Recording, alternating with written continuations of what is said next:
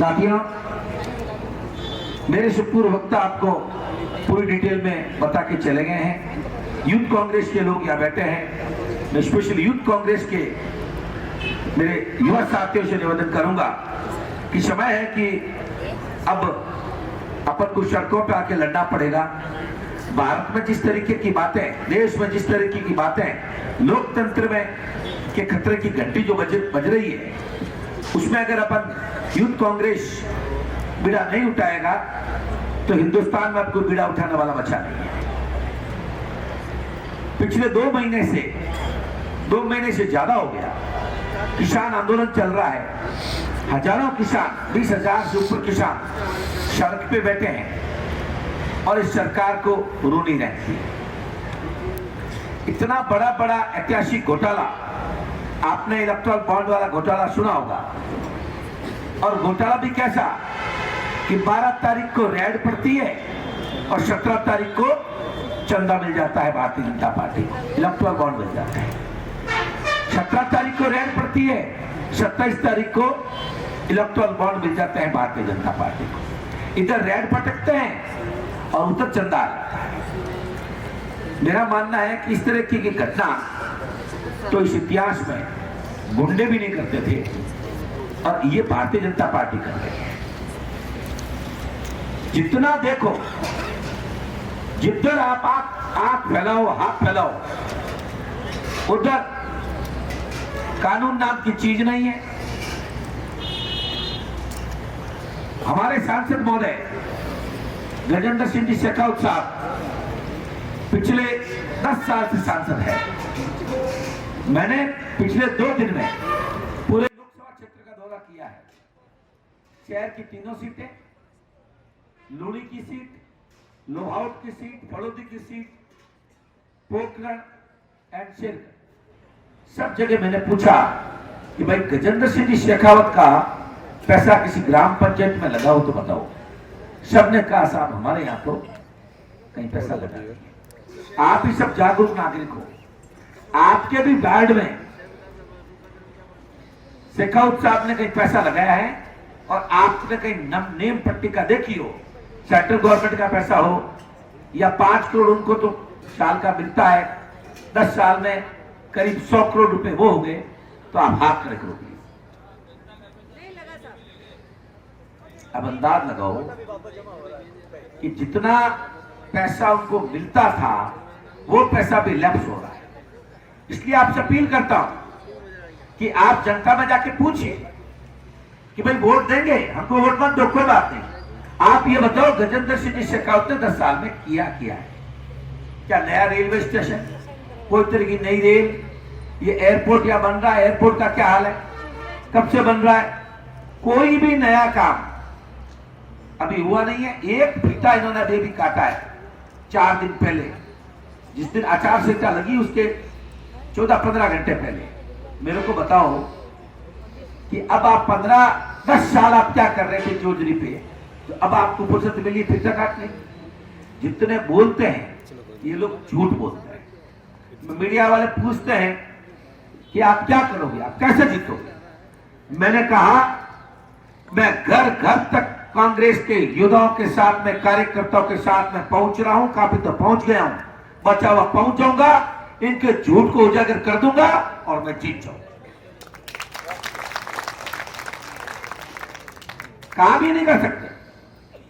ये कह रहे हैं कि साहब न तो भारतीय जनता पार्टी और कांग्रेस के बीच की लड़ाई है, न करण सिंह उच्चाड़ा और गजेंद्र सिंह जी शेखावत के बीच की लड़ाई है। ये तो लड़ाई धर्म की लड़ाई है।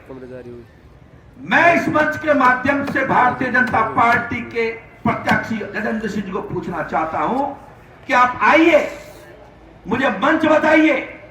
आप और हम दोनों मंच पे आते हैं, आप भी माइक ले लीजिए, मैं भी माइक ले लेता हूं। आप देवी पे बात कर लो, आप भगवान श्री राम पे बात कर लो, आप परमपिता परमेश्वर पे बात कर लो, मेरे को पछाड़ दो, फिर धर्म की लड़ाई लड़ देते हैं।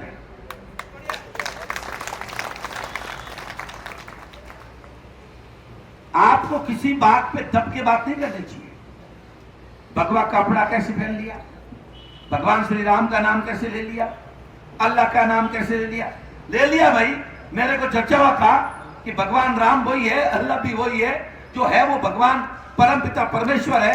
आपको डरने झगड़ने की कतई जरूरत नहीं है। अगर आपके मन में खोट है, मैं तो रात को 10 बजे मां देवी का भक्त हूं और कसम खा के कहता हूं, बोलता हूं, सच बोलता हूं। अगर कोई आदमी, अगर विपक्ष का कोई आदमी ये साबित कर दे कि मेरे से ज्यादा वो राम भक्त है, मैं जीना छोड़ दूंगा। आए मेरे सामने। अगर कोई आदमी मेरे को कहे, मेरे को कह रहे साहब वो तो राम के नाम पे चुनाव लड़ेगा, मैंने कहा हमारा तो जन्म लेते हैं तो राम के नाम पर, मिलते हैं तो राम राम कह के मिलते हैं, दिन खत्म कर देता भगवान चाहते हैं तो बच्चे लोग राम नाम सत्य है, आगे किया गत कहते हुए शमशान ले जाते हैं। किसकी बातें कर रहे हो भाई? बिना राम के हिंदू की कल्पना नहीं हो सकती। और इतना चैलेंज करता हूं कि अगर मैं भगवान राम के नाम पर मन में खोट रख करके राजनीति करूं तो भगवान श्री राम मेरे को पूगे, नहीं तो करने वाले को पूगे, करने वाले। इतना बोलना गर्ज, ये गर्ज ऊपर से नीचे तक जिसके मन और दिमाग में सच्चाई होती है ना, वही बोल सकता है।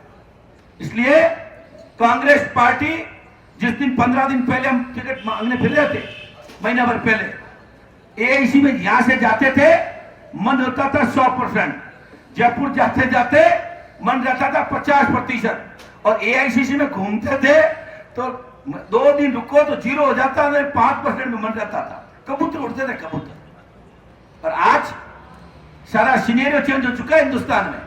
हर कोई कह रहा है कि भारतीय जनता पार्टी तो जा रही है, भारतीय जनता पार्टी तो जा रही है। मैं आपको दावा करता हूं, सब ढकोसले हैं, कोई 400 है, कोई 200 है। इनको मजबूरी में सरकार बन जाए तो बन जाए, पूरे हिंदुस्तान में माहौल चेंज है। लोग कह रहे हैं करण सिंह जी जीत जाओगे क्या? मैं क्यों, तू 100 जना ने फोन कर, टेलीफोन डायरेक्ट उठा और हॉ ने फोन करो, हॉ मुझसे थने नहीं कह दे करण सिंह ऊंचा जीतेला तो मैं चुनाव छोड़ दूंगा। आज जीत हार की लड़ाई नहीं है, लड़ाई है ये है कि इनको किस तरीके से पछाड़े कि अगला चुनाव लड़ने की इनकी हिम्मत ही नहीं हुए, इतना पछाड़। पर ये बातों से, भाषण से काम नहीं चलेगा, ये काम चलेगा आप लोगों की मेहनत से। हमको काम पे लगना पड़ेगा। मेरे से पूर्व वक्ताओं ने बोला आपको कि आपको अपनी बूथ संभालना पड़ेगा। जॉनी भाई ने बोला, बहुत अच्छी बात बोली। आपको जो जितना बड़ा नेता है, बड़ा नेता की पहचान बूथ पे कितने वोट आए उससे होनी चाहिए। मेरा मानना है कि आपका बूथ चाहे 1000 वोट का है, 1000 वोट में से आप कितने वोट दिला पाते हो। वोट दिलाओ मत दिलाओ, कई बार क्या समीकरण आपके बूथ का गड़बड़ होता है, पर आप बूथ पे लड़ो तो सही भाई। कार्यकर्ताओं, स्पेशली सेवा दल के मेरे जाबाज दोस्तों, करण सिंह उचेड़ा का यह मानना है युद्ध हमेशा सिपाही जीताता है, चाहे आदिकाल में हो चाहे वर्तमान में हो। आदिकाल में सिपाही तलवार लेके दुश्मन का सिर काटता था, आज का सिपाही बूथ के ऊपर लड़के आपको वोट दिलाता है। और राज में आने के लिए हम तो कारों में घूमते इधर उधर करते हुए, हम जहां जाते हैं वहां शायद पुलिस भी आ जाती है, इसलिए लड़ाई नहीं लड़नी पड़ती हमें। आप कार्यकर्ताओं को बाल खींचने पड़ते हैं, झूठ खाने पड़ते हैं, 2 मारने पड़ते हैं, 4 खाने पड़ते हैं, और आप फर्जी वोट रोक के और पार्टी को राज में लाते हो, ये मुझे पता है। और जब हम राज में आते हैं तो हमको कलेक्टर प्यारा लगता है, हमको एसपी प्यारा लगता है, हमको चेयरमैन प्यारा लगता है। जिस दिन कार्यकर्ता राज वापस क्यों जाता है?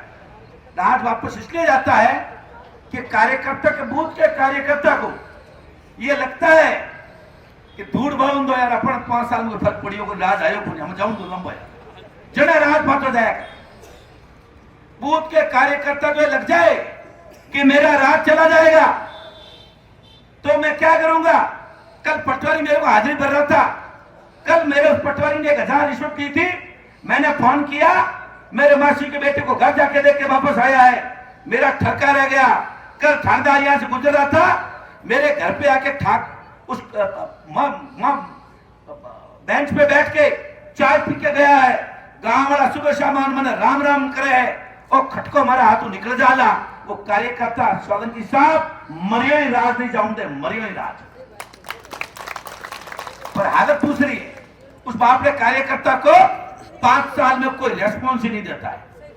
इस मंच के माध्यम से करण सिंह मुछियाड़ा आपसे वादा करता है, आपने मेरे को जिता दिया और आपका प्रतिनिधि बढ़ा दिया। मैं वादा करता हूं हर बूथ के कार्यकर्ता को लगेगा मैं जोधपुर का एमपी हूं। आपको इस बात का गर्व होना चाहिए कि आप हमारे कार्यकर्ता हो और लोकतंत्र ही इसमें राज तब जाता है। दूसरा कारण राज जाने का कि हम शेयरिंग करना छोड़ देते हैं। शेयरिंग मतलब पार्टनरशिप। राज भाई अब मैं एक तो आता जोड़ी करूं, सोगनो खाऊं अथवा ना आता जोड़ी करतो फिरूं और काले दिन एमपी पर तो ला सा बन जाऊंगा जो मारा जाऊं पाचो पे। अगर मैं एमपी बनी हो 10 पे मैं बन गो ला लाएं थाने फोटू लाटू ले रखे तक मैं जिंदगी भर एमपी रहूंगा और जे मने लागो होबू हो मैं हूं तो अगली बार कड़े हूंगा जो गजू बनारी हालत भी हो बा वेला लोग थकाटो मार के। मैं तो आपने अंत में एक निवेदन करूं कि आप अपने बूथ माते रहे और बूथ ने मजबूत करो। टाइम कम बची हुए, टाइम बार बार आवेला खोली, समय बहुत कम है अपने वास्ते। आपने लाग लिया कि आप मजबूत हो, पर अभी आगे कई बड़ा बड़ा कांड वेला आप कल्पना नहीं कर सको। एडा आगे भी दिया है 2019 रे चुनाव में भी बड़ो कांड वेने राज अपन आपको शिक्षा ले गया है। अपने हावचेत रहना है, हैंग मैंने कहना है क्या की कर सके है। वोट किसी कीमत पर नहीं जाना चाहिए। आपने मेरे को अगर वोट देके विजय बनाया तो मैं आपको वादा करता हूं कि मैं आपके मान सम्मान में किसी तरह की कमी नहीं छोड़ूंगा। जोधपुर का एमपी जिस तरीके से गहलोत साहब ने 5 बार यहां नेतृत्व करके पूरे हिंदुस्तान में इस जोधपुर को चमकाया है, मैं उसके आगे ले जाकर खड़े करने की कोशिश करूंगा, ये वादा करता हूं। और अंत में थाने कोई बात आखिरी नहीं लगे तो एक बात और बता दूं।